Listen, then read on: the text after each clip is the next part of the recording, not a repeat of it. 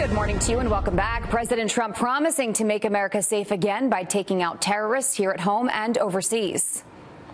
America is being respected again abroad, and we are taking care of our citizens at home. We're going to take care of this country for our children and our grandchildren and our great-grandchildren, and we're not going to let people come into our country who are going to destroy our country. But one headline claims the New York City subway attack proves the threat of ISIS is not going away, but it is evolving. So what can the president do to obliterate the terror group once and for all? Hudson Institute senior fellow Rebecca Heinrichs joins us live now. Good morning, Rebecca. Thanks for being here. Do you agree that ISIS and the terrorist attacks here in this area are going to be evolving? Well, you know, the enemy is adapting, and so it's not an exaggeration to say that President Trump really has unleashed the U.S. military to go and defeat ISIS abroad. That is happening. Our military has been very successful in crushing ISIS in Iraq.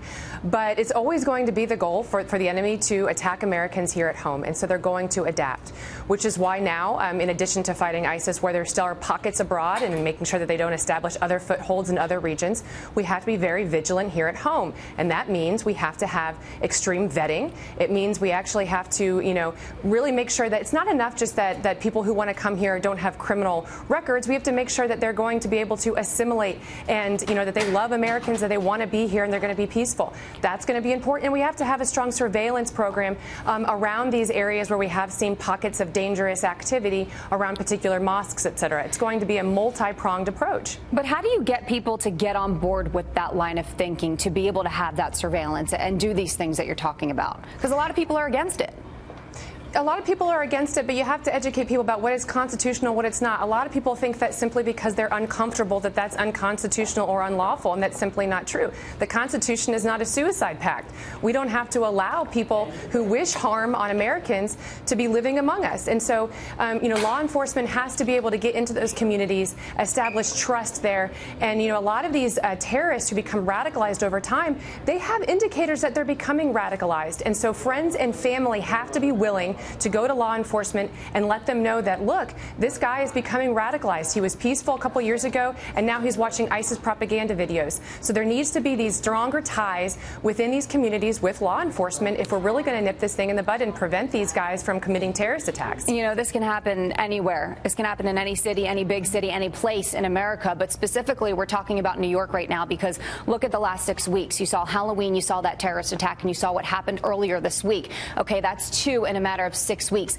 Both of those men would not have been in this country had it not been for the lottery system, chain migration. What is your message for the people of America?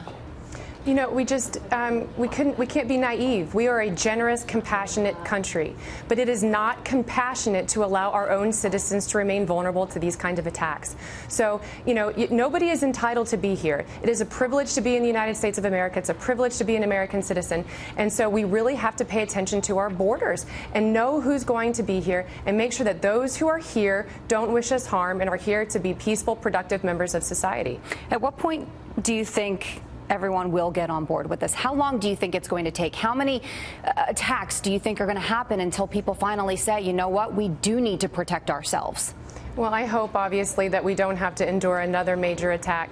But there are changes that are being made slowly. I think that President Trump was elected because he has properly identified the threat. And so his base certainly realizes it. And a lot of other Americans who supported him understand that we are under attack and that this threat is real. And it just takes, a constant public education.